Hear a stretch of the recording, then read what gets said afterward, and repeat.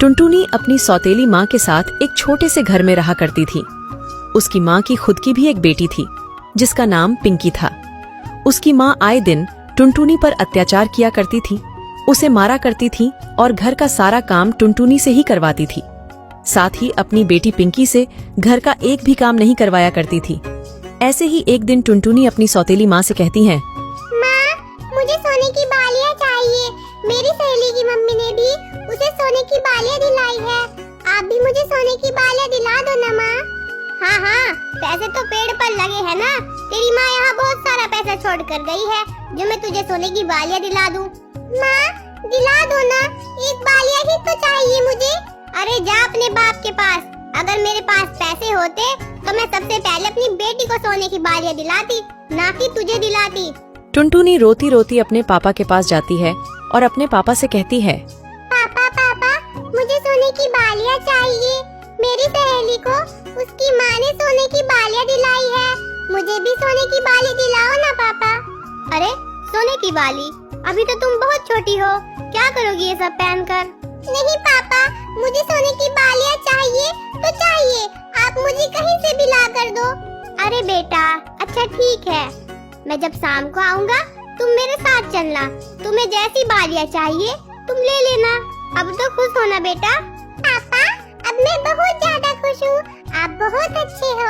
आप मेरी सारी इच्छा पूरी करते हो। ऐसे ही टुनटुनी शाम को अपने पापा के साथ एक सुनार की दुकान पर जाती है। टुनटुनी एक जोड़ी कान की बालियां पसंद कर लेती है। टुनटुनी के पापा उसे वो बालियां दिला देते हैं। टुनटुनी बहुत ही ज्यादा खुश हो जाती है। अपने पापा के साथ जब वह घर आती है, घर पर आकर वह अपनी सौतेली माँ को बालियां दिखाती है। ये देखो माँ, पापा ने मुझे सोने की बालियाँ दिलाई है। सोने की बाली जब दिलाना ही था तो दोनों बेटों को दिलाते, तुझे ही क्यों दिलाई इन्होंने? अगर पिंकी ने देख लिया कि तेरे पास सोने की बालियाँ है तो वो भी रोने लगेगी। अब मैं उसके लिए बालियाँ कहाँ से लाऊंगी? तू तो बड़ी है और बहुत समझदार है, वो तो तुझसे छोटी है, उसे कैसे समझाऊंगी मैं? तू एक काम कर, अपनी ये बालियाँ मुझे दे दे। अगर पिंकी रोएगी तो मैं उसे दे दूंगी। लेकिन पिंकी ने तो बालियाँ भी देखी भी नहीं है माँ, वो तो रोई भी नहीं। अरे तू क्या चाहती है कि मेरी बेटी रोए, वो भी तेरी वजह से? देख, ये सब बोलकर मेरा दिमाग मत खराब कर। चुपचाप ये बालियाँ मुझे दे दे, वरना तेरे कान गरम कर दूंगी। टुनटुनी डरकर कान की बालियां निकालकर अपनी माँ को दे देती है। वो बालियों को अपने पास ही रख लेती है। टुनटुनी रोते रोते फिर से अपने पापा के पास जाती है और अपने पापा से कहती है, पापा, जो ये बालियाँ थी वे पिंकी ने ले ली। मुझे दूसरी बालियाँ दिला दो, मुझे भी बालियाँ चाहिए। टुनटुनी बेटा, अब मेरे पास इतने पैसे नहीं है कि मैं तुम्हें दूसरी सोने की बालियाँ दिलवा दूं। जब मेरे पास पैसे होंगे तो मैं तुम्हें दूसरी बालियाँ दिलवा दूंगा। तब तक तुम थोड़े दिन के लिए इंतजार करो। अगर मेरी माँ जिंदा होती तो वे मुझे किसी चीज के लिए मना ना करती और मुझे कहीं से भी सोने की बालियाँ ला कर देती। आप मुझे प्यार नहीं करते पापा, और ना ही माँ प्यार करती है। अरे ऐसी बात नहीं है बच्ची, जब मेरे पास पैसे थे तो मैंने तुम्हें सोने की बालियाँ लेकर दी, लेकिन अभी मेरे पास पैसे नहीं है, इसलिए मैं तुम्हें अभी फिर से सोने की बालियाँ नहीं दिला पाऊंगा। और हम इतने अमीर भी नहीं हैं कि जब मर्जी आए उतना खर्च कर सके। हमें सोच समझ कर चलना पड़ता है बेटा, और जब मेरे पास पैसे होंगे तब मैं तुम्हें बिना कहे सोने की बालियाँ ला कर दूंगा। रहने दो पापा, मुझे नहीं चाहिए सोने की बालियाँ। टुनटुनी रोते रोते अपने घर से निकल जाती है और वो एक जंगल की तरफ चली जाती है। उस जंगल में काफी पेड़ पौधे और नदियां होती हैं। यह सब देखकर टुनटुनी एक पेड़ के पास जाकर बैठ जाती है और कहती है, कोई मुझे प्यार क्यों नहीं करता? सब पिंकी से प्यार करते हैं। हे ऊपर वाले, क्यों नहीं करता कोई मुझे प्यार? तभी एक पेड़ टुनटुनी से कहता है, क्या हुआ टुनटुनी बेटा, तुम रो क्यों रही हो? तुम पेड़ होकर भी बोल सकते हो? हाँ, क्योंकि मैं एक जादुई पेड़ हूँ, मैं बोल सकता हूँ और तुम्हें सुन भी सकता हूँ। कौन से जादुई पेड़ हो तुम? मैं जादुई सोने के गहने का पेड़ हूँ। मेरे पेड़ पर बहुत से गहने लगे हैं, तुम चाहो तो मैं तुम्हें भी दे सकता हूँ।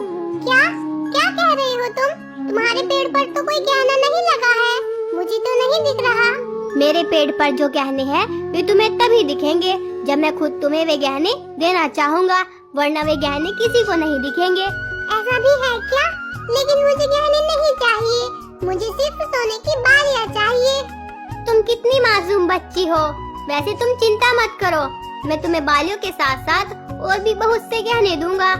तुम्हें भविष्य में जब भी जरूरत हो तुम मेरे पास आना, मैं तुम्हें वो सब दूंगा जो तुम चाहती हो।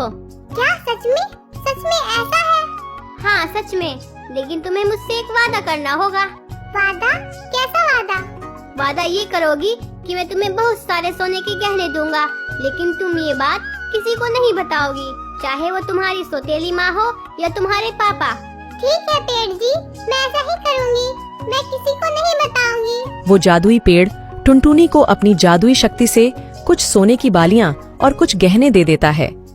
यह सब लेने के बाद टुनटुनी अपने घर आ जाती है।